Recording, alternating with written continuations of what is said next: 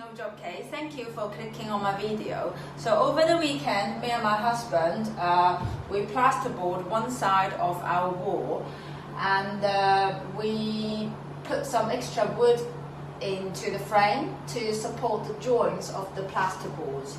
And in today's video, I am going to try to insulate our wall and plasterboard this side on my own. I think it's gonna be a challenge, and I hope I can do it. Anyway, let's go. So this is what me and my husband have done over the weekend. So as you can see, there's quite a few joints of the plasterboard, and we have made sure that we got wood to support all the joints.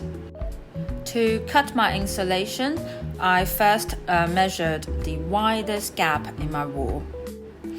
I use this measurement to measure my roll of insulation. Without unwrapping it, I used a wood saw to make my cut. I took one roll in and started to insulate my wall.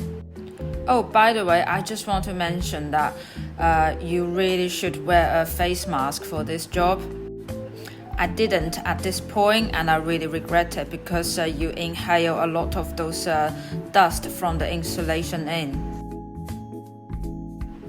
Anyway, you then just stuff all your insulation one layer at a time into the gap, and then when there's wood, and then you can just tear your insulation apart with your hands. In total, I gave my wall 2 layers of insulation. Once the insulations are in, I took some measurements for my first piece of plasterboard. I cut my plasterboard outside because it's super dusty. So when cutting the plasterboard with 2 people, it's easier because you can have someone holding the end of the plasterboard without it breaking.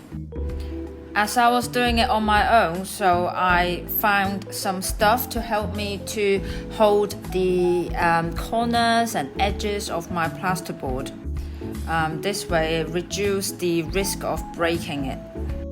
Because as you know, plasterboards are actually really fragile materials. After the big cut outside, after I brought it indoor, I did some minor adjustments using my plasterboard saw.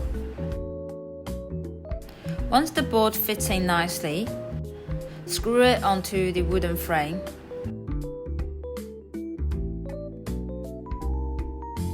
For where there's a socket or switch, I just started with a small hole in the middle of the socket or switch area.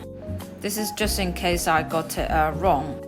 Once I confirm that the placing is correct, then I use my plasterboard saw to saw out a small area for the boxing so that I can get the electric cables out.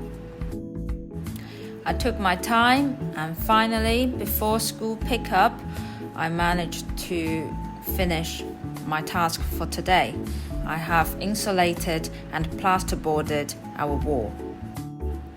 Thank you for watching, and see you next time.